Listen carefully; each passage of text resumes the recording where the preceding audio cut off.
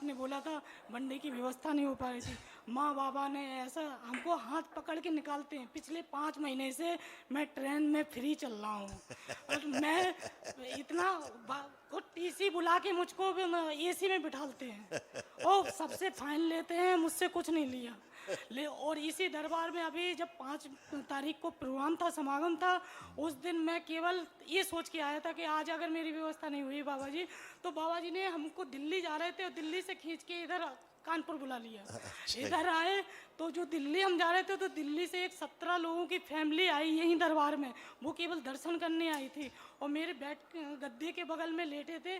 तो उन माँ ने मेरी समस्या जान के मुझसे कहा, बेटा मेरे 4 बेटे हैं, 5वें आप बन गए, आपका वनडे हवन में जितना भी खर्चा लगेगा मैं दूंगी।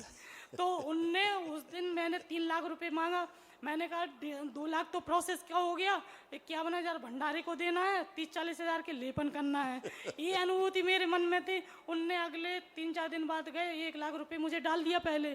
फिर उसके बाद फिर रुक गई हमारी स्थिति, तो कोई निगेटिविटी थी, तो दोबारा हम आपसे मिले तो आपने वो फिर हमारी हटाई। तब उसके बाद हम यहाँ से 4 हवन किट घर पे ले गए।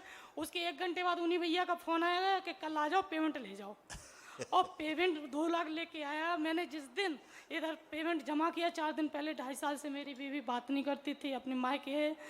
जब 3 साल पहले हम लोग अलग हुए, तब 2 दिन के लिए हम यहाँ आए। अपना अदरक का बिजनेस है मेरा झांसी में, पूरा ऑल इंडिया सप्लाई करता हूँ। पूरा बर्बाद हो गया, आज 20 करोड़ के कर्ज में हो गए। तो उस दिन बीवी को छोड़ के उनकी माँ के यहाँ छोड़ के आया और तीसरे दिन लिया तो उनकी माँ ने पता नहीं किसी तांत्रिकों को बुला के हमसे मोह भंग करवा दिया। अगले दिन झगड़ा हुआ, दोनों के गले कटे।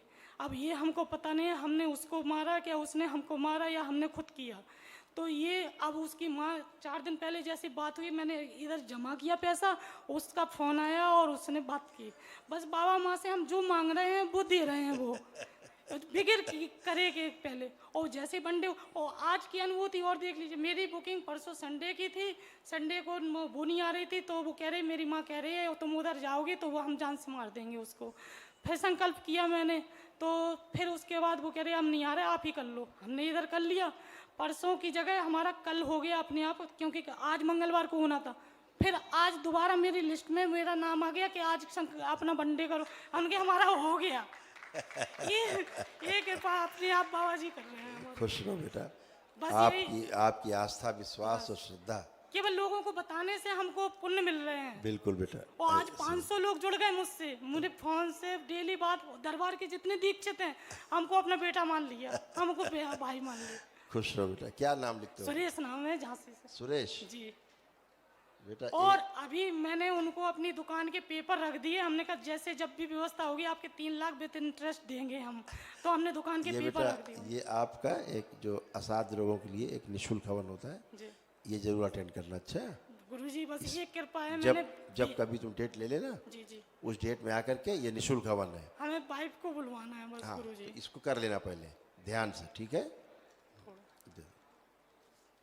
ये निःशुल्क हवन है, इसको तुम ही देखो बेटा, हमें जरूरत नहीं।